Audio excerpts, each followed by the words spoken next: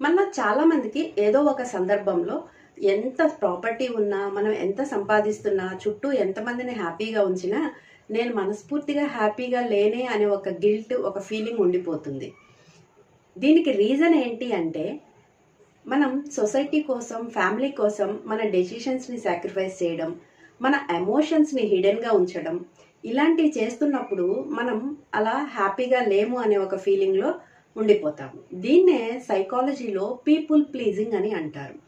ఇది చాలా dangerous situation. మనకి చాలా సింపుల్గా కనిపించినా ఇది మన లోపల కనపడని ఒక బర్డెన్ని క్రియేట్ చేస్తుంది. ఫర్ ఎగ్జాంపుల్, మీరు ఒక స్టూడెంట్ అనుకోండి, మీకు డాక్టర్ చేయాలి అనే ఇంట్రెస్ట్ ఉంది. బట్ పేరెంట్స్ ఏమంటారు, ఇంజనీరింగ్ చేస్తే తొందరగా సెటిల్ అవుతావు అని చెప్తారు. పేరెంట్స్ మాటని తీసేయలేక నీ అంబిషన్ని చంపుకొని ఇంజనీర్ అవుతారు. ఇంజనీరింగ్ చదివి పూర్తి చేసుకొని గొప్ప ఇంజనీర్ అయినా కూడా, ఎంత సంపాదించినా కూడా, నేను డాక్టర్ని అవ్వలేకపోయానే అనే ఒక గిల్ట్ లైఫ్ లాంగ్ మోస్తూ ఉంటారు.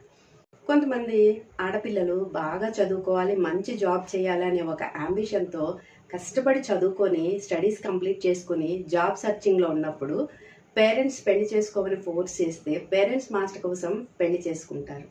ఆ తర్వాత ఫైనాన్షియల్ ఫ్రీడమ్ లేక చాలా సఫర్ అవుతూ ఉంటారు. ఇలాంటివి ఎన్నో సందర్భాలు మన లైఫ్లో ఎదురవ్వడం వల్ల మనం ఇతరులను సంతోషపెట్టడం కోసం ఎన్నో సాక్రిఫైస్ చేయడం, మన ఎమోషన్స్ని లోపలే దాచిపెట్టుకోవడం వల్ల హ్యాపీనెస్ అనేది కోల్పోతాము. సో ఇలాంటి వాటిని అవాయిడ్ చేయడానికి మనకి ఒక మంచి టెక్నిక్ ఉంది. దాన్నే సెల్ఫ్ టైం స్పెండింగ్ అని అంటారు. మీతో మీరు రోజుకు ఒక 10 నిమిషాలు గడపండి. ప్రతిరోజు రాత్రి పడుకునే ముందు ఇలా ఆలోచించండి, ఈరోజు నాకు నేను సంతోషంగా ఉండటం కోసం, నా కోసమే నేను చేసుకున్న పని ఏంటి, దాన్ని ఐడెంటిఫై చేయగలిగితే మీరు హ్యాపీ అవుతారు.